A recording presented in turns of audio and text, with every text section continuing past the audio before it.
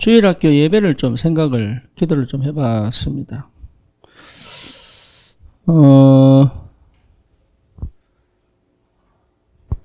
당분간 어쩌면 설교를 내가 해야 되지 않겠나, 이런 생각도 좀 해보고요. 설교 이후에 이제 분반 공부로 우리 랩런트들 연령별로 좀 나누어서 포럼도 좀 하고, 그렇게 좀 진행이 되는 게 좀 맞지 않을까. 아직까지는 그렇게 지금 생각을 하고 있습니다. 그래서 실제로 그 나머지 부분들은 우리 선생님들이 좀 찬양도 준비하시고, 또 그 다음에 반을 나누어서 이제 할 때 그런 뭐라 그러죠? 아이들 무슨 놀이하는 거, 그림 그리기도 하고, 또 뭐라 그러지? 활동, 이제 활동도 좀 구상도 하시고, 그래서 온전히 아이들이 예배에 집중을 할 수 있는 그런 시간으로 한번 인도받아 봐야 되겠다. 그러면 그 시간에 언제냐라고 봤을 때, 식사 이후에 다 캠프 나갈 때, 캠프 나갈 사람들은 나가고, 또 어린이 예배 드릴 사람들은 교사들 중심으로 좀 드리도록, 그렇게 인도받는 게 좀 맞지 않을까. 모든 걸 다 하기에는 좀 어렵고, 같이 하기는 어렵고, 좀 나누어서 좀 진행을 해야 되지 않을까, 그런 생각을 좀 해봤습니다. 어쩌면 우리가 그동안 메시지를 많이 들었기 때문에 모르지는 않아요. 모르지는 않는데, 중요한 거는 실제로 우리 렘넌트들을 온전한 하나님의 사람으로 어떻게 양육하고 키울 것이냐. 이게 사실 우리가 고민을 하고 있고, 또 기도해야 될 기도 제목이죠. 그렇다면 우리가 많은 걸 노력하고 막 한다기보다도 다른 게 필요한 게 아니거든요.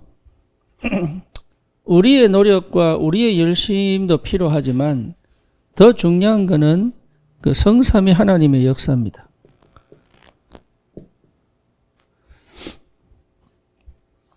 이게 내가 늘 먼저 회복돼야 됩니다. 요게 우리의 영성이잖아요. 그렇죠. 요 상태가 늘 회복되어져 있어야 돼요. 지식도 필요하고 우리의 그런 일도 필요하지만 더 중요한 거는 지금 우리와 함께 계시는 성삼위 하나님의 함께 하심이 늘 확인되어지는 응답이죠. 이게 상당히 중요한 포인트입니다. 그렇다면 또 뭐가 보이겠습니까? 그렇다면 우리가 기도를 많이 한다도 중요하지만 실제적으로 하나님께서 그 순간순간마다 주시는 응답이 있거든요. 이 응답을 확인해야 됩니다. 이게 내 삶 속에 계속 진행이 돼야 돼요. 평소에 내 삶 속에 응답이 계속 보여져야 되죠. 그러니까 이 응답은 내가 보는 게 아니라 하나님이 나로 하여금 보게 하시는 거란 말이에요.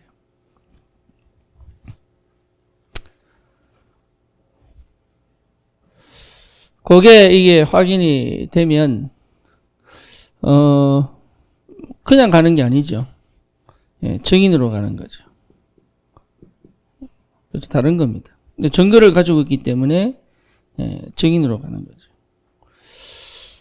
항상 여기에 대한 뭐가 있어야 됩니까? 확신이 있어야 되죠. 하나님 나를 증인으로 서게 하시는 거니까. 이 부분이 확실하다면 사실 거의 다 된 겁니다. 그러니까 아이들이 뭘 체험해야 되냐면 성삼위 하나님이 우리와 함께 계신 걸 확인하는 거죠. 그죠? 그 다음에 지금 자기의 환경, 이거 뭡니까? 또 자기의 상태, 또 아이들에도 문제 없는 건 아니거든요. 나름의 문제를 가지고 고민을 가지고 있고 또 그 가정의 환경과 여러 가지 것들이 복합적으로 영적인 배경도 있을 것이고 부모가 예수를 믿었다 할지라도 그 가정과 가문에 흐르는 영적인 문제와 배경은 있거든요. 그 속에서 아이가 뭘 확인해야 되냐면 그게 그 배경에서 하나님이 이 문제를 주신 그 응답이 보여야 돼요. 그게 굉장히 중요합니다. 그런데 아이들이 볼 수 있느냐? 모르더라도 계속 얘기해 주는 포럼이 필요한 거예요. 처음에 못 알아듣습니다. 왜 못 알아듣느냐? 더 알아들을 수 없죠. 어른도 못 알아듣는데 애들이 알아듣겠어요? 근데 중요한 거는 이것이 하나님이 나를 사랑하시고 하나님께서 나를 축복하시기 위하여 나에게 허락하신 거구나. 이게 확인이 돼야 됩니다. 그게 확인되어져야 여기에요. 예배가 회복된다니까요. 이거 현실과 예배가 분리된 게 아니잖아요. 아이들은 가정에서의 삶과 학교에서의 삶과 교회 와서의 삶이 분리되어 있거든요. 이게. 그게 왜 분리되는지 안 보이니까. 그러니까 그런 모든 것들이 다 하나님이 이걸 일일이 하나씩 가르쳐줘야 돼요. 왜? 그걸 볼 수 있는 눈이 없기 때문에.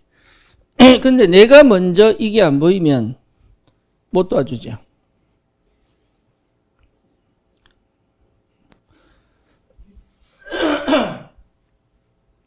그러면 이제 확인이 되죠. 뭐에 대한 확인입니까? 나를 하나님이 렘넌트로 불렀다는 것에 대한 확신이죠. 이제 이런 것들이 이제 회복이 되어진 상태에서의 예배는 다르겠죠. 그렇죠. 다시 말하면 하나님의 말씀에 대한 자세와 태도가 달라지는 거죠. 네. 그러니까 결국은 예배를 잘 드린다는 말이 아니라 자세와 태도는 마음가짐하고 중심이잖아요. 그렇잖아요. 그러니까 아이들이 예배 자세가 발라야 된다. 뭐 이게 중요한 게 아니에요. 마음의 상태와 중심이단 말이에요. 그러니까 마음과 중심이 요게 분명하다면 되죠. 그러면 말씀이 들립니다. 그게 이제 나오는 게 뭡니까? 포럼이란 말이에요, 이게. 여기에서 나와줘야 포럼이 되죠. 아이들 이 포럼을 할 줄 알아야 되는 거예요. 근데 이게 요렇게 살아가는 것이 단순히 예배만 얘기하는 게 아니라고, 이게. 여기에 전부 뭘 만드냐? 삶의 기본을 만들죠. 그래서 이렇게 되어진 아이들은 달라요. 학교에서도 다르고 가정에서도 달라요. 그리고 이것이 제대로 된 사람은 뭐가 됩니까? 기도가 되죠. 하나님과 뭐 할 수 있습니까? 소통할 수 있죠.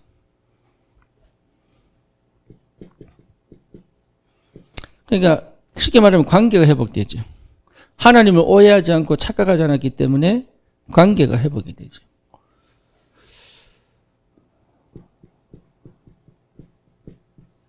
그러니까 이게 달라요. 이 관계가 회복된 아이들이 신이 나죠. 신이 날 수밖에 없어요. 이게 하나님과의 관계, 부모의 관계가 회복돼도 신이 나는데 하나님 아버지 성삼위 하나님과의 관계가 회복된 아이들은요 달라요. 영과 마음과 삶이 다르게 되어 있습니다. 그러니까 굉장한 이게 이 영적으로 느끼는 분위기도 달라요. 이 아이의 행동 속에서 나오는 영성이 있다고. 달라요. 어떤 아이들은요, 우리 효성이를 봐도 얘는요, 전부 다 사랑스러워 하잖아요. 희한하게, 난 미워하는 사람도 있을 것 같은데 아니에요. 예, 어떤 애들은요, 보면요, 미운 애들이 있다니까. 괜히. 그게 뭐냐, 자기도 모르는 내면 속에서의 영성이거든요. 그러니까, 요런 것들이 회복되어져야 아이들 속에 이 아이의 영적 상태를 뒤집어 준단 말이에요, 이게. 예. 그러면 이 아이가 뭐가 생깁니까? 예, 사명이 생기죠. 그렇죠. 그러니까 어릴 때부터 달란트를 찾아 뭡니까? 내가 어떤 사람이 되겠다, 뭘 하고 싶다, 이런 것들이 하나씩 찾아지죠. 그러니까 다른 말로 말하면 자기 의지가 생기는 거예요. 이게 굉장히 중요합니다. 또 다른 말로 말하면 독립이 생기는 거죠, 이게. 그러니까 부모님을 통해서 주시는 응답도 있고 교사를 통해서 삶이 달라지는 것도 있지만 중요한 건 뭐냐? 하나님 앞에서의 나를 굉장히 올바로 회복하게 되죠. 이게 전도하고 연결이 되게 되어 있습니다. 그러니까 이렇게 응답이 온다면 최고 응답이죠. 그렇죠. 그러니까 이 포럼 속에서 여러분 굉장히 많은 걸 할 수 있죠. 뭡니까? 하나님의 살아계신 이 역사를 실제로 체험하게 되죠. 자기 삶 속에서 개인적으로. 그러면서 뭡니까? 실제로 이게 다른 사람 볼 때도 이게 드러난단 말이에요. 뭐가요? 아, 하나님이 살아계시는구나. 아니면 이 아이는 하나님의 사람이 맞구나. 이게 회복이 되죠. 이런 렘넌트들을 두고 우리가 교사로 쓰임을 받는단 말이에요. 그러면 당연히 미래가 보장되죠. 그리고 시대적인 희망도 생기죠. 그리고 실제로 뭡니까? 하나님의 절대를 두고 응답을 받게 되죠. 굉장한 축복입니다. 그래서 내가 어디에 있느냐, 여기 교사들이 먼저 회복해야 될 부분이에요. 이게. 여기에 발라지면 당연하게 옵니다. 그리고 아이들을 이렇게 도와줄 수 있습니다. 그러면 렘넌트들은 요게 요 축복을 누리면 요게 회복되게 돼. 요게 회복되게 돼 있다. 그렇죠. 그러면 이게 실제 삶이거든요. 그러면 이걸 누릴 수 있습니다. 그러니까 굉장한 비밀이 오는 거예요, 이게. 그래서 교사 한 명이 굉장히 중요하다. 근데 뭔가를 가르치려고 하는 게 아니라 정인으로 가야 된다. 그러면 많은 게 필요 없느냐? 필요합니다. 근데 그건 내용도 필요하죠. 하지만 무엇보다 중요한 게 복음 안에서 하나님이 주신 이 축복이 내게 실제화되어 있으면 응답은 오게 되어 있죠. 이제 이렇게 우리가 봤을 때, 자, 우리가 이제 좀 전체를 보면, 자, 우리의 위치가 어디냐? 중요합니다. 우리 위치. 특별히 우리는 교회가 많잖아요. 교회가 많은데 그 교회가 초대의 교회가 시작입니다. 그렇죠? 초대의 교회가 시작입니다. 또 하나님은 초대의 교회를부터 시작하셨어요. 그런데 이 초대의 교회가 되기 위하여 하나님은 구약을 예비하셨거든요. 구약을. 왜냐하면 구약의 모든 역사는 초대의 교회라는 것을 포커스를 두고 움직이신단 말이에요. 이게 교회를 두고 하나님 구약 움직이신 거예요. 그럼 교회가 뭐냐? 그리스도입니다. 그리스도가 빠진 교회는 교회가 아니잖아요. 그렇죠? 그러니까 구약의 모든 역사는 그리스도를 중심으로 움직이는 거예요. 그리스도가 빠진 다음에 구약은 해석되느냐? 안 됩니다. 그러면 실제 우리 하나님 나라가 뭐냐? 라고 했을 때 그 하나님 나라의 상상을 못 하잖아요. 그럼 그 하나님 나라를 하나님이 이스라엘 백성의 여정을 통해서 역사를 통해서 보여주신 거예요. 네, 그게 구약입니다. 그래서 출애굽, 그 다음에 광야, 가나안 정복, 이게 전부 뭡니까? 하나님 나라입니다. 여기에서 세절기, 성막, 뭡니까? 유월절, 여기 언약궤, 여기 전부 뭐냐? 하나님 나라 속에서 우리가 사는 하나님 나라 백성의 삶의 방식이에요. 이게. 그러니까 구약을 제대로 이해 못하면 사실은, 하나님 나라 그림을 못 그립니다. 근데 여기서 필요한 게 뭐냐? 구약에서도 동일하게 역사하신 게 성삼위 하나님이시거든. 거기서 구약에도 성령 하나님이 역사하신 거예요. 뭘 중심으로? 그리스도 언약 중심으로. 그렇잖아요. 그러니까 이 구약을 통해서 하나님은 초대 교회가 하나님 나라의 응답을 누리는 세계복음화에 실제로 그림을 그려가신 거잖아요. 이게 초점이에요. 이게. 그러니까 그리스도가 빠진 해석은 해석이 아니에요.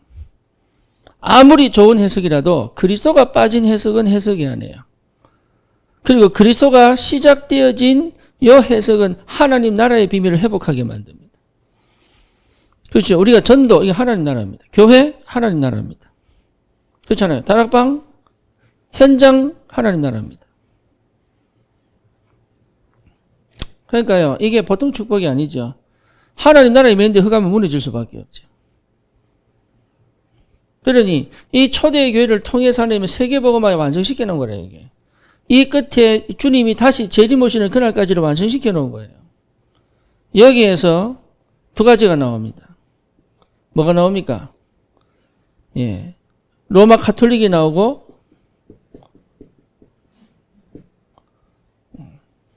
그 다음에 뭡니까? 동방정교회가 나오죠. 러시아 정교회. 지금 유 목사님이 순례자의 길, 순례자의 기도 이렇게 얘기하는데 그게 여기서 나오는 겁니다. 동방정교회. 이 천년의 역사를 통해서 루터가 종교개혁을 하잖아요. 거기 개신교 시작입니다. 그러면 캐톨릭에서 나왔냐? 아니에요. 그렇게 생각한다니까. 그래서 캐톨릭은 뭡니까? 구교고 신교고 이렇게 얘기한다든지 아니면 형님교회고 아우교회고 아니면 뭡니까? 캐톨릭에 대하여 반항하기 위하여 개신교가 나왔다고 생각합니다. 아닙니다. 그건 틀린 생각입니다. 역사는 이렇게 그러면 초대교회는 저 유대교에서 나왔겠요? 아니에요. 언약의 흐름은 형태는 요 속에서 나오지만 이 속에 언약의 흐름이 쭉 흘러가고 있는 거예요. 그걸 볼 줄 알아야 돼요. 그게 역사거든. 그렇다면 지금도 마찬가지입니다. 교회가 아무리 종교화되었다 할지라도 그 속에 숨겨진 언약의 사람들은 이미 예전에 예정된 거예요.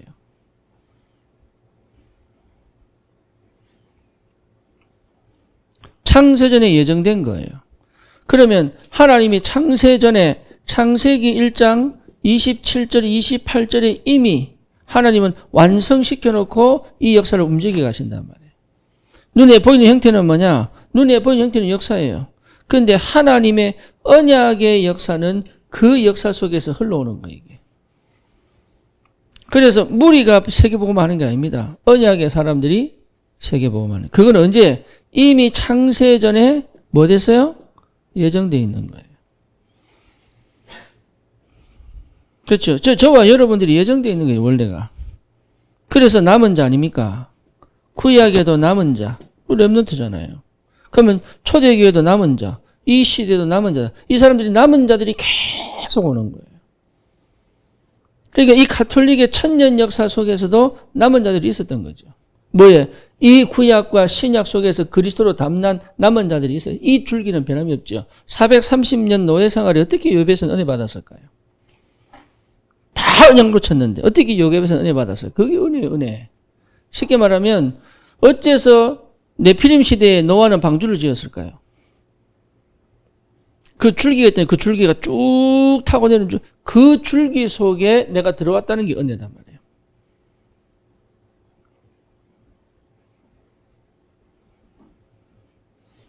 그럼 우리 렘넌트도 그렇게 봐야죠. 우리 렘넌트들은. 우리 부모님이 교회 다녀서 온 게 아니란 말이에요. 우리 렘넌트 착각합니다. 우리 부모님이 예배드리니까 예배드리고 교회 다니니까 그거 계속 심으면 아니다. 너를 위하여 부모를 먼저 은혜 받게 만들었다. 그게 맞아요. 그래서 아무리 이상해도 괜찮다. 하나님은 너를 위하여 이 땅에 보내신 것이다. 이게. 그게 렘넌트 사상입니다. 근데 그게요, 확실하게 사상이 딱 안 심어지면 어렵습니다. 그러면 종교화 될 수밖에 없어요. 그러니까 언약 사상이 확실하게 심어져야 되는 거예요. 이게. 그렇죠. 동방정교회는 전부 어디로 가느냐? 예, 어디로 갑니까? 저기 아시아로 아프리카로 넘어갑니다. 그래서 아프리카 쪽으로 퍼져갑니다, 이게. 근데 로마 가톨릭은 저 유럽으로 넘어가죠. 그렇죠. 그게 개신교들이 뭡니까? 루트를 통해서, 예, 요게 이제 넘어간단 말이에요. 여기에 그 세 가지가 있죠. 뭐 크게 보면 두 가지입니다. 개혁주의냐 아니냐 이렇게 차이 납니다. 개신교 속에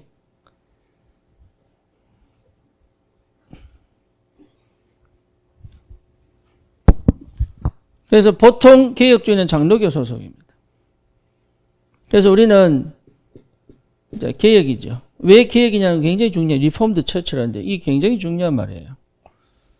네, 그 다음에 복음주의죠. 또 복음주의 속에 개혁도 있을 수 있지만 또 복음주의가 개혁은 아닐 수 있어요. 이거 굉장히 중요한 얘기예요. 예를 들면 자, 침례교 예, 개혁주의 아닙니다. 침례교. 그 다음에 순복음, 복음을 얘기하지만 개혁주의는 아닙니다. 그렇죠. 이 개신교 속에 또 있는 게 자유주의입니다.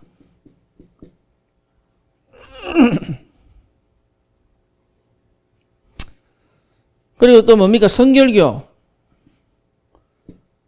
여기에 복음을 얘기하고 있지만 개혁주의는 아닙니다. 예, 그럼 감리교도 마찬가지입니다. 존 웨슬리로 시작한 감리교.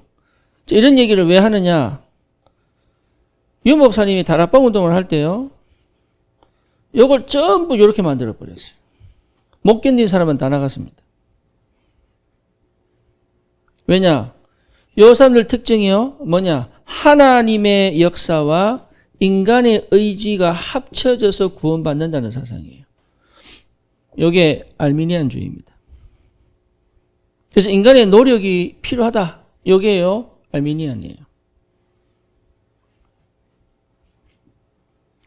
그러니까 100% 하나님의 은혜다. 이 사실을 거부합니다. 듣기 싫어합니다. 근본적으로 딱 들어가가지고는 그걸 듣기 싫어합니다. 영접도 시키고 전도도 하고 하는데 근본적으로 딱 들어가면 100% 하나님이 절대주권이다. 이거 싫어합니다. 그래서 이 속에서 왔던 목사님들 중에 몇 분 안 남아 있습니다. 늘 좋은 교회 저 김한신 목사, 이분이 선결교 출신이거든. 몇몇 선결교 출신, 제가 이상면 목사도 선결 출신이에요. 그러니까 이런 분들이 개혁주의를 받아들이기가 너무 어렵습니다. 그러면 개혁주의의 핵심은 뭐냐? 언약입니다. 이게 굉장히 중요한 거예요. 개신교 속에는 다른 거 있잖아요. 왜? 루트로부터 시작했지만 여기 칼빈으로 정리가 되고 이후에 퍼져가잖아요. 그러니까 이런 배경을 제가 왜 설명을 하냐 그러면 우리에게 주신 이 복음이 어떻게 흘러왔는지는 알아야 되잖아요. 그렇죠. 그럼 이 속에서 우리가 렘넌트 운동한단 말이에요. 그럼 렘넌트들에게 뭘 전해야 될 거냐? 이거 굉장히 중요해지죠.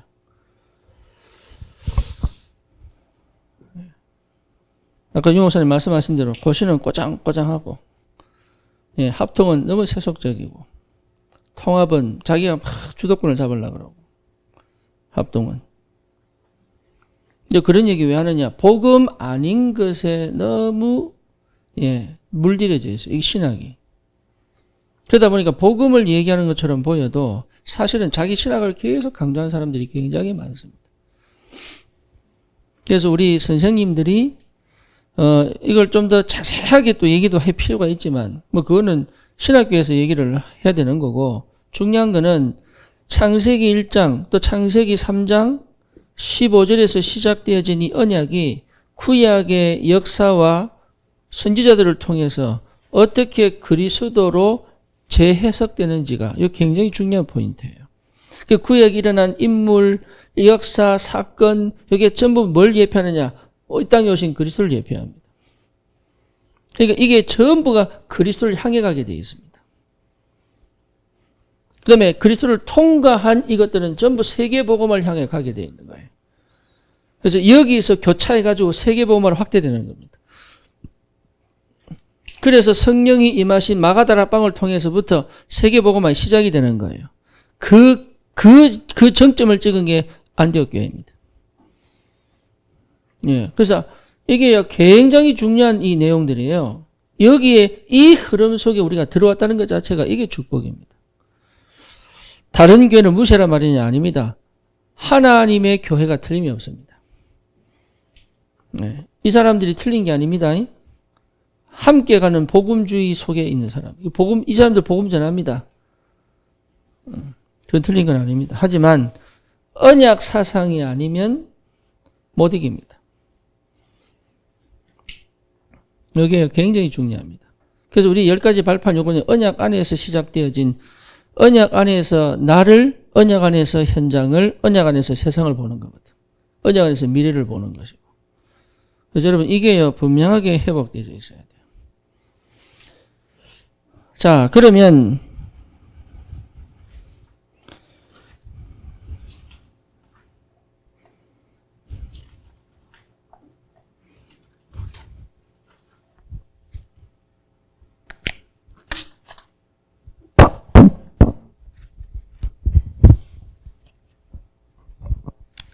자, 그러면 실제로 기본 원리는 뭐냐? 이 말이죠.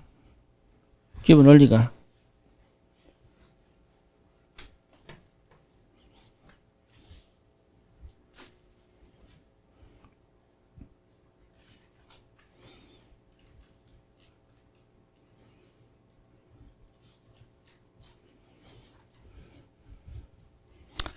자, 기본 원리가 뭐냐? 그 첫째가 오직 모든 영광을 하나님께.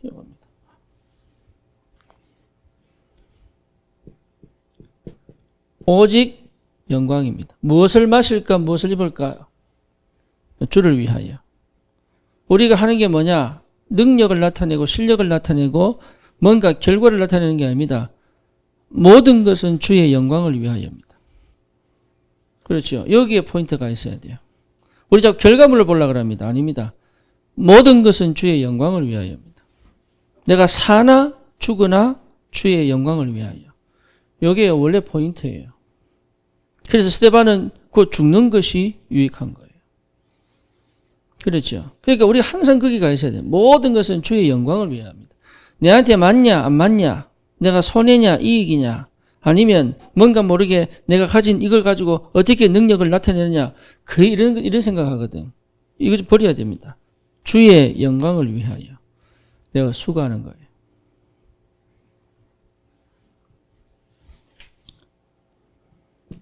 그러니까요, 칼빈 같은 경우는 무덤 없습니다. 비석 하나 그냥 십자가 꼭대기 딱 세워놨어요. 칼빈.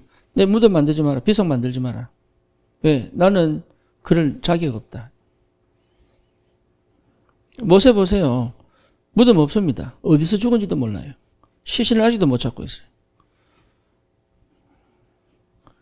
우리 한국에 온 선교사들을 보세요. 예, 이 사람들 삶, 자식들 다 죽었는데도 뭐합니까? 한국 복음화를 두고. 이게 우리나라의 큰 은혜입니다. 산 목적이 뭐냐? 주의 영광을 위하여. 이거밖에 없어요. 여기에 완전하게 올인되어 있어야 됩니다. 내가 얼마나 성공해야 될 거냐? 아닙니다. 주의 영광을 위하여. 우리 교회가 얼마나 큰 축복을 받아야 되냐? 아닙니다. 우리 교회를 통하여 주의 영광을, 주님께 영광을. 그죠? 우리 렘넌트들이 어떤 사람이 되야 되냐? 주님께 영광 돌리는 사람으로. 이게 나와야 되는 거예요.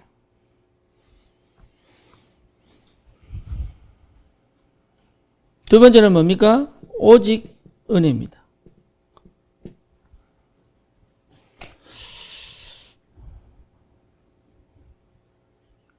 오직 은혜입니다. 여기에 굉장히 중요한 얘기입니다. 여기서 나오는 게 이신칭입니다. 여러분 여기서 나오는 게 이신칭이에요. 이게 뭡니까? 예, 내가 의로운 게 아니라 하나님이 나를 의롭다고 칭하신 거예요. 여기 이신칭이에요.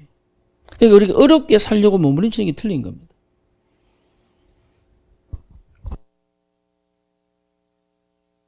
하나님이 죄가 없다고 얘기하는 거예요. 그게 맞아요. 나는 죄인인데. 쉽게 말하면 우리 예수님께서 피로 나를 덮어버린 거예요. 나는 더러운데. 그게 이신칭이에요. 그래서 오직 은혜로만 내가 어떻게 예수 믿었습니까? 하나님 은혜입니다. 내가 믿어서 예수 믿어서 구원받은 거 아니에요. 하나님의 은혜 속에서 믿음이 주어진 거예요.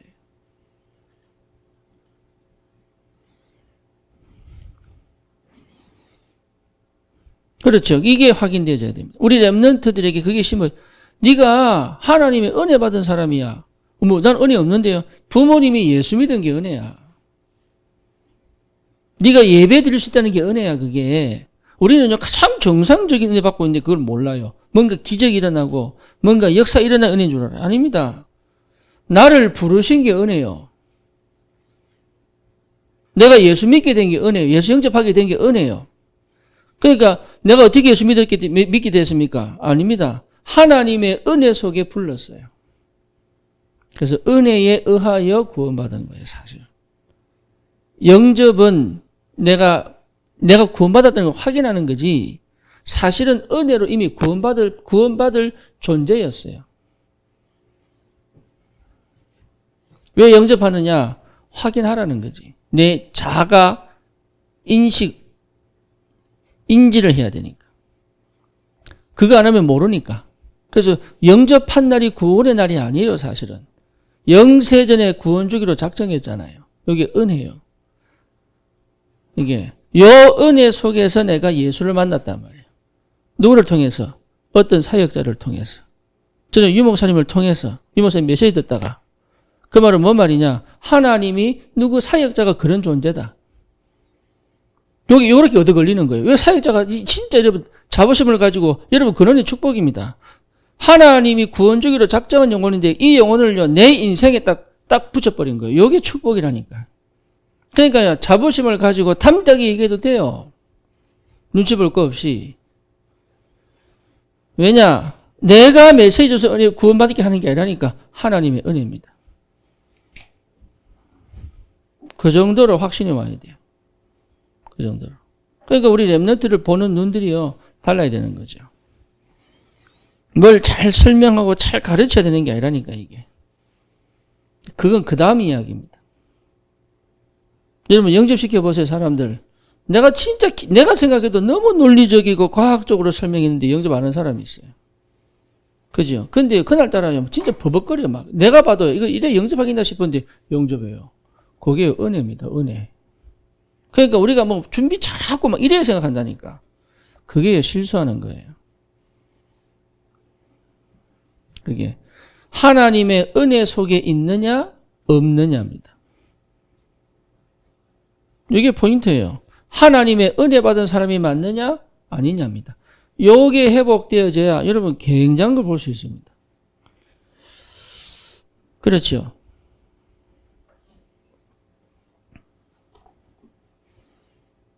어떤 사람은 똑같은 문제인데 구원받고 그 사람 안 받잖아요. 어떤 사람은요 영접하고 살아난 그 사람 영접하고도 천국 가요.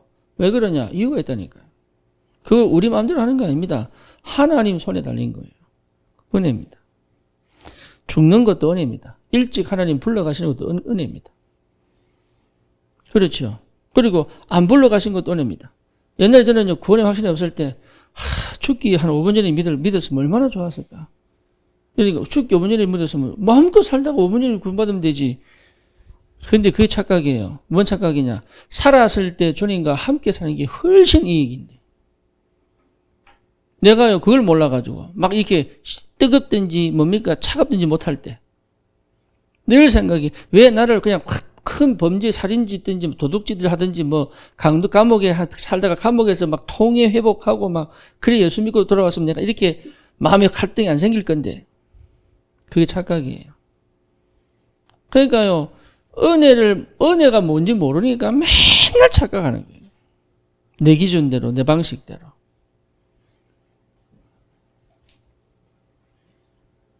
참 감사하죠. 불신자 가정에 태어난 것도 감사하고. 저는 그것도 싫었어요. 은혜 뭔지 모를 때. 또 하필이면 또 아버님이 교회 다니라고 일찍 보내놨네. 그것도 싫었어요. 차라리 완전 이렇게 놀다가 영적 심각하게 와가지고 이게 어느 날 막 환상을 보거나 막 기적을 보거나 이래가지고 그리스도 이래가 찾아가면은 안 변할 낀데 이게 전부 착각이에요. 하나님이 얼마나 이게 응답을 주시는지. 그러니까 우리 생각이 따라서 실제로 많은 걸 놓치는 거예요. 이게. 이신칭음이다. 어떤 율법적 노력으로도 구원 못 받습니다. 우리의 노력은 조금도 들어가지 않습니다. 하나님의 100%의 은혜입니다. 근데 그 은혜가 뭐냐? 내가 그래서 거룩하게 살고 도덕적으로 살고 윤리적으로 살고 그건 그 다음 이야기입니다. 뭐냐? 나를 하나님이 구원받은 하나님의 자녀로 죄가 없다고 의롭다고 부르신 겁니다. 그리스도의 피로 성령으로. 그래서 성삼위 하나님의 은혜의 작품입니다. 그렇죠? 네, 여기 확인되어야 돼요. 그리고 뭡니까? 오직 성경입니다. 오직 성경입니다. 다시 말하면, 뭡니까? 자, 여기서 나오는 건 뭐냐? 캐톨릭하고 비교될 수밖에 없죠. 캐톨릭은 오직 성경 아닙니다. 교황의 말이 성경보다 앞섭니다. 그래서 교황이, 마리아는 죄가 없어. 그러면 성경을 뒤집어 해석합니다. 그래서 패션 오브 더 크라이스트 보면요. 마리아 모습 보세요. 그게 캐톨릭 사상이 들어가 있어서 그래요. 그러니까 그리고 뭡니까? 이 성경 여기에 66권 아닙니까? 천주교는 16권 더 붙였습니다. 16권인지 이게 더 붙였습니다. 거기 외경입니다. 외경. 요즘 발견된 외경이 도마복음 아닙니까? 그 도마복음 때문에 또 이상한 말 많습니다. 그거요. 이게 15세기, 16세기에 이게 뭡니까? 무슨 회의에서 성경을 편집을 할 때 외경을 다 빼냈습니다. 요게요. 성령의 역사예요. 근데 사람들이 그래 얘기합니다. 사람들이 편집했잖아요. 아닙니다. 역사의 주관자인 하나님이 사람을 통하여 그렇게 하게 만들었어요. 그렇죠. 그러니까 그거 안 믿는 사람들은요. 은혜 받기가 진짜 어렵습니다. 그게 안 믿어지는 사람들. 그리고 사람이 성경을 썼잖아요. 이렇게 생각하는 사람들은 진짜 은혜 받기 어렵습니다. 하나님의 영에 감동된 사람들을 통해서 성령이 쓰신 거예요. 그런데 그게 기계적 영감설이냐 유기적 영감설이냐. 기계적인 뭐냐. 하나님이 말씀하신 대로 그냥 나는 기계적으로 쓴 것이다. 이게 기계적 영감설이에요. 그럼 유기적 영감설은 뭐냐. 내 성품, 인격, 배경, 뭡니까 또 학벌 그리고 내 뭡니까 모든 것을 내 직업 이런 것까지도 활용하셔서 쓴 것이냐. 이게 유기적 영감설입니다. 그러면 우리는 뭘 믿느냐? 유기적 영감설을 믿어요. 그래서 성경은요. 저자가 15명인가? 45명인가 그렇죠. 그런데 그 사람들이 1500년 동안 썼는데 이게 통일성과 다양성을 다 가지고 있어요. 통일성은 뭐냐? 전부 그리스도 얘기하고 있습니다. 다양성은 뭐냐? 그 많은 사람들의 직업과 성품과 성향 따라 쓰여졌어요. 그 희한하죠. 그것도 역사가 1500년인데.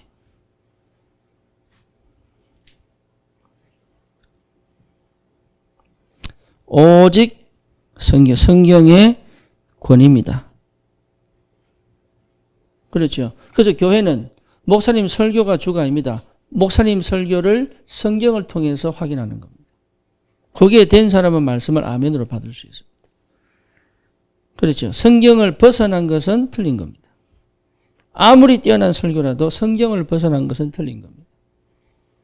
그래서 우리는 다른 거 하는 거 아닙니다. 말씀 운동하는 겁니다. 말씀 운동. 그래서 우리 교사들은요, 기본적으로 성경에 대한 부분을 여러분 배경적으로 가지고 있어야 됩니다. 성경을 많이 알아야 된다. 뭐 그 말도 틀린 말은 아니에요. 하지만 더 중요한 거는 성경의 역사적 흐름을, 배경을 여러분 충분히 알고 있어야 됩니다. 그래서 나만의 시간에 나만의 정시기도 할 때, 그리고 빈 시간을 활용해서 여러분 성경을 묵상하는 거 굉장히 필요합니다.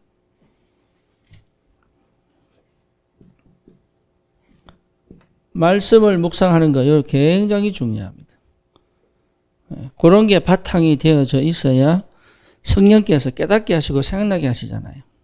그러니까 개념 속에 없는 걸 생각나고 깨닫게 하시지 않습니다.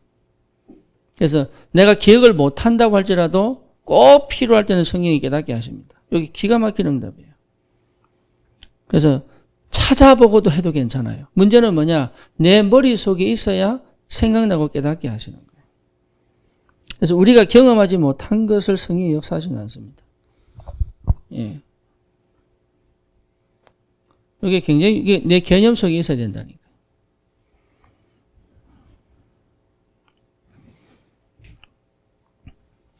그래서 하나님의 말씀을 받는 거잖아요. 그게 강단입니다. 하나님의 말씀을 받는 것이다. 그렇죠? 그게 강단이에요. 목사님 설교를 듣는 게 아니라니까요.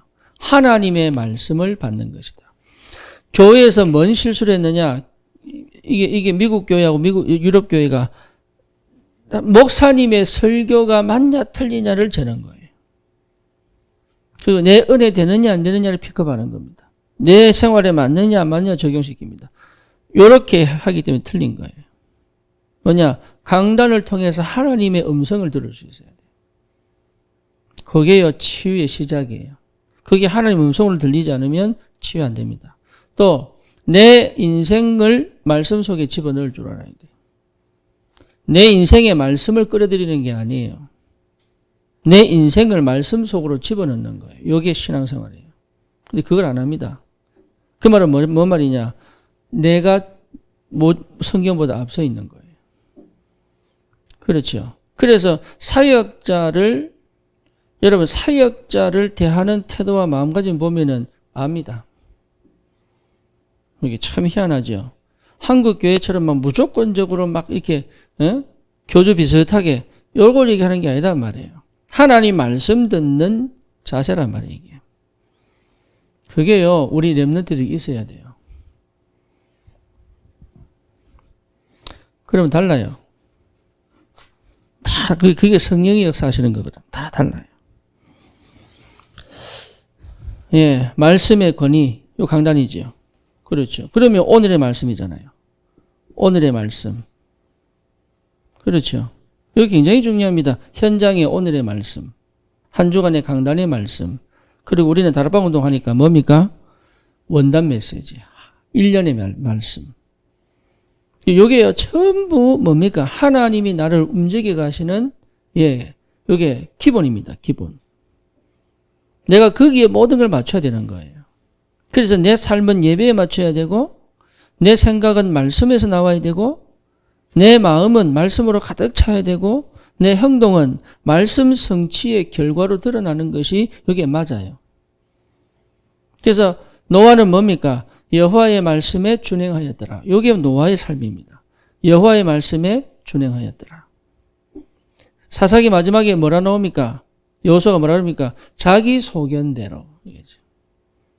그죠? 자기 소견대로. 이게 흑암 역사거든. 창세기 3장이 뭡니까? 물어보면 될 텐데 자기 생각이. 가인이 왜 실패합니까? 자기 생각이. 사울이 왜 실패합니까? 자기 생각이. 그렇죠? 그러니까 우리 렘넌트들이 말씀에 길들여진 게 그게 온유거든. 말씀에 길들여진 자. 요즘 시대는요. 그걸 못하게 문화가 못하게 만들고 시대가 못하게 만들어요. 왜? 그것 자체가 자기 존재를 없앤다고 생각. 그것 자체가 착각이라니까. 말씀의 길들여져야 내가 나옵니다. 참 몰라요. 여기서 재창조 역사 일어나는데.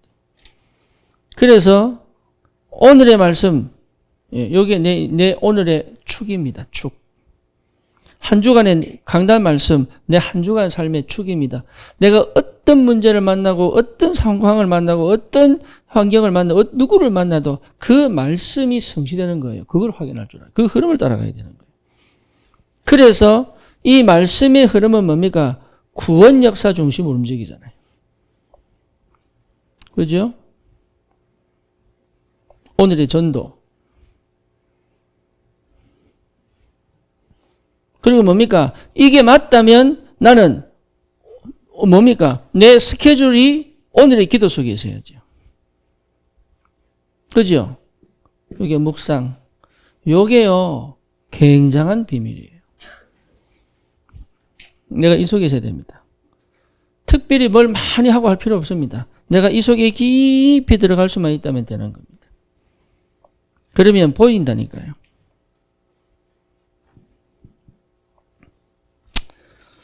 네 번째입니다. 만인 제사장입니다.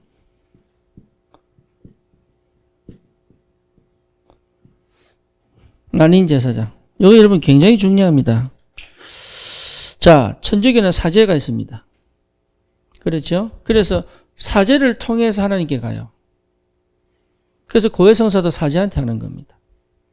그렇죠? 근데 참 희한하게도 교회도 그렇게 가려고 합니다. 성도들이요, 하나님께 기도하지만 꼭 목사를 통해서 하나님께 가려고 합니다. 그 자체가 틀린 겁니다. 만인 제사장은 뭐냐? 모든 사람이 하나님의 앞에서는 평등합니다. 목사는 단순히 말씀 전달할 뿐이에요. 그렇죠? 그래서 여러분 한 명 한 명이 하나님 앞에서 은혜 받을 수 있습니다. 역할이 다를 뿐이지.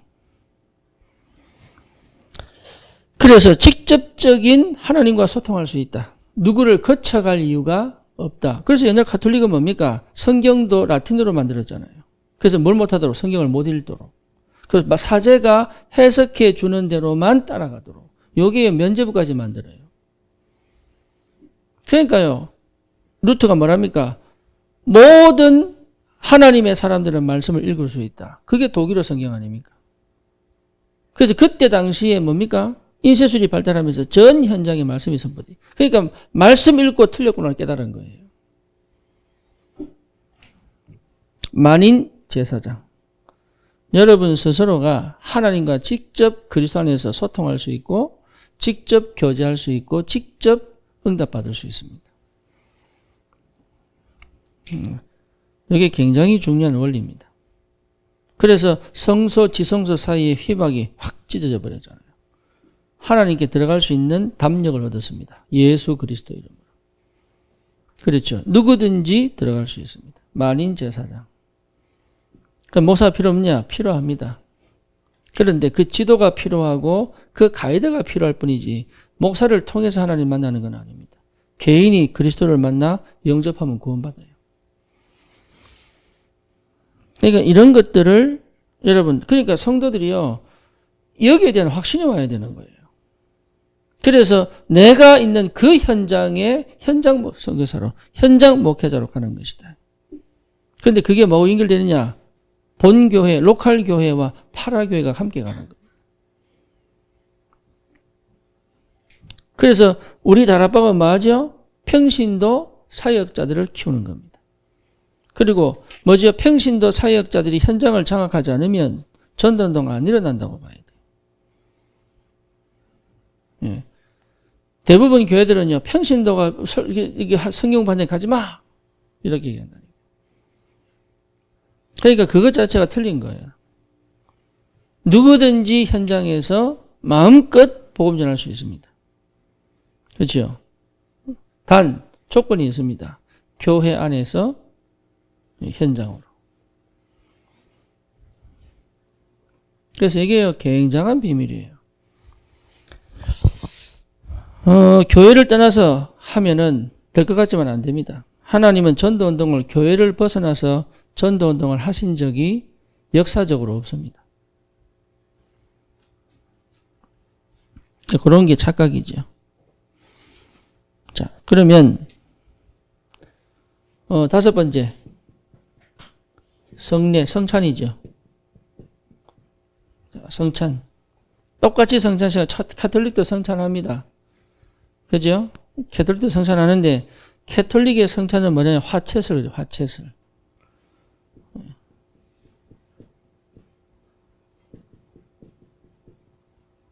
이거 수박 화채 말하는 게 아니고요. 예수님이 우리가 먹는 떡이 예수님이다. 이거 이게 화채슬이에요. 여기 예수님이 화됐다. 이 말이에요. 그 우리가 먹는 포도주가 예수님이 피다. 이렇게. 그거를 의미상 하는 게 아니라 진짜 그렇게 내 입에 들어오는 생각하고 변했다. 근데 우리가 예수님을 먹고 예수님 피를 마시는 거다. 이게 화채슬입니다. 두 번째, 루터가 얘기한 거는 공제설입니다.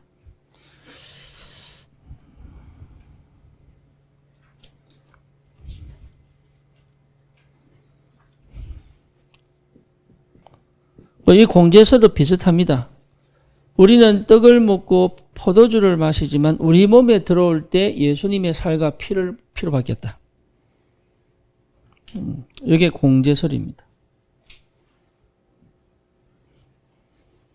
그러니까 카톨릭의 사상을 못 벗어난 거죠. 왜? 루터가 이제 사제니까. 이제 우리 개혁주의는 뭐냐? 영적 임재설입니다.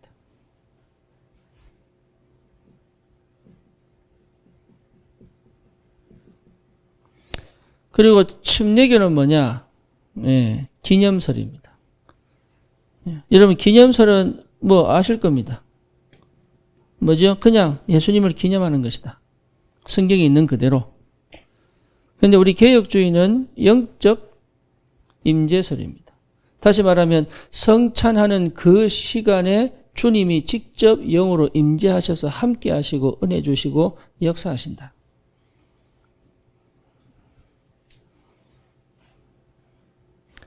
그럼 여러분 볼 때 가장 맞는 게 뭘까요?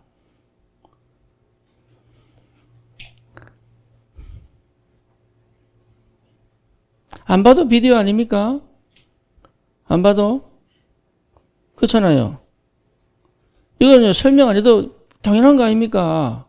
우리가 주님을 기념하여 성찬을 할 때 우리 주님이 영으로 그 자리에 임재하셔서 우리가 먹고 마실 때 내게 은혜도 주시고 믿음도 주시고 목사님이 그 성찬을 놓고 설교를 하실 때 또 성령으로 역사하시기도 하고 그걸 먹고 마실 때 내게 큰 감동으로 역사하시기도 하고 당연한 거 아닙니까 그게?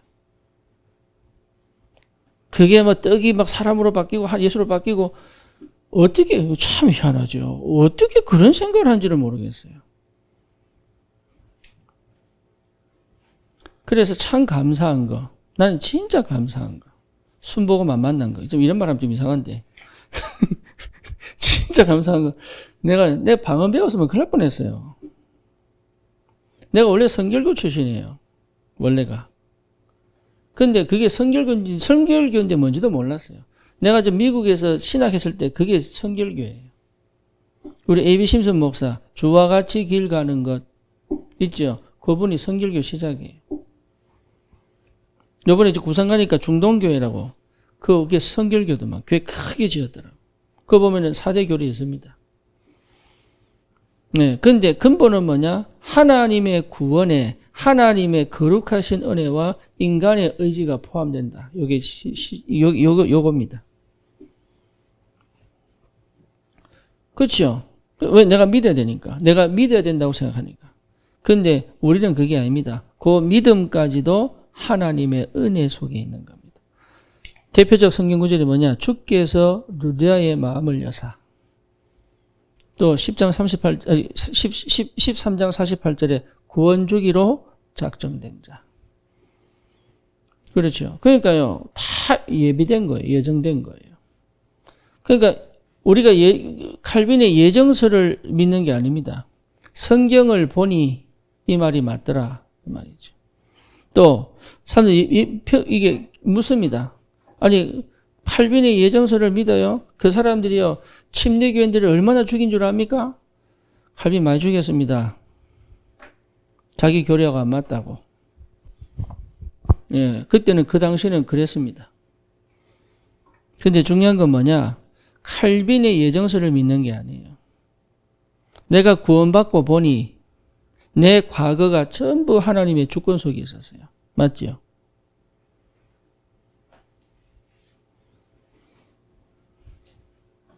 맞잖아요. 그게 예정된 거예요.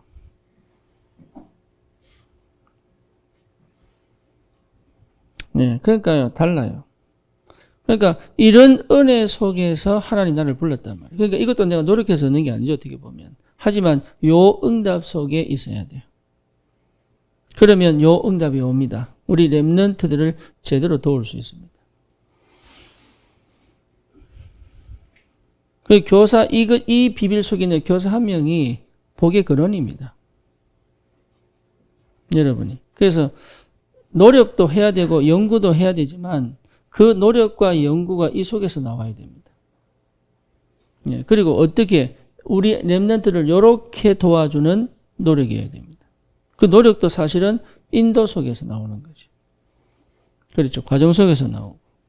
그러면 요 응답을 회복시키죠.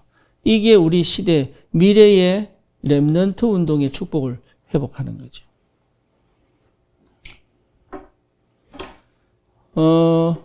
이게 사실 어려운 건 아닙니다. 근데 또 차례 보면 더 어렵기도 합니다. 그래서 제가 이제 좀 고민을 한 게, 이게 좀, 우리 교회는 딱 두 가지입니다. 두 가지로 보면 돼요. 렘넌트 운동, 다민족 제자. 그렇죠. 그거 위하여 어떻게 할 거냐. 300청년. 산업인이죠. 300산업인, 300중직자, 300지교회, 이게 전부 포함됩니다. 네. 그러면, 그러면 어떻게 되냐. 미국을 향해, 시대를 향해 갈 수 있다. 네. 이제 그 시작을 하려고, 하나님께서 우리 교회를, 은혜를 주시는 거예요.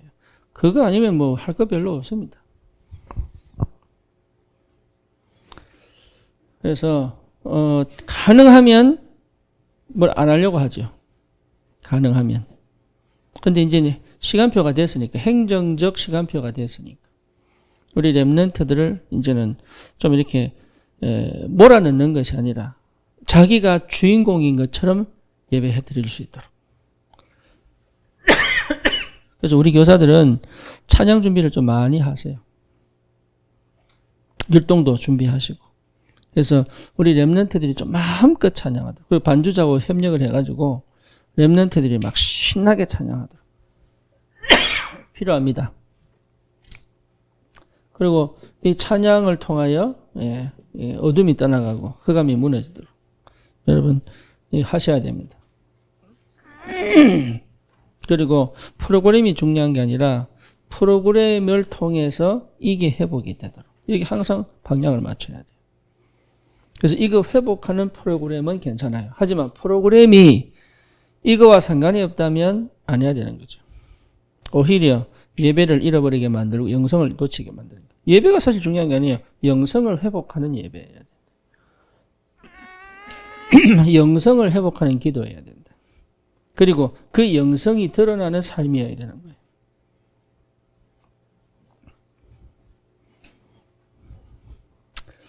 그래서 하나님과 1대1로 설 수 있는, 하나님의 은혜를 1대1로 받을 수 있는 요 렘넌트들이 일어나야 됩니다.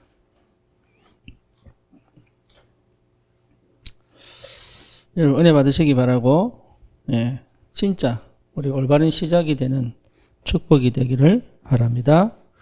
기도합니다. 주님 감사합니다. 우리 교사들을 축복해 주시옵소서. 무엇보다 먼저 하나님과 깊은 만남의 축복을 누리는 영성이 회복되게 하시고 모든 것이 응답으로, 모든 것이 축복으로, 모든 것이 인도로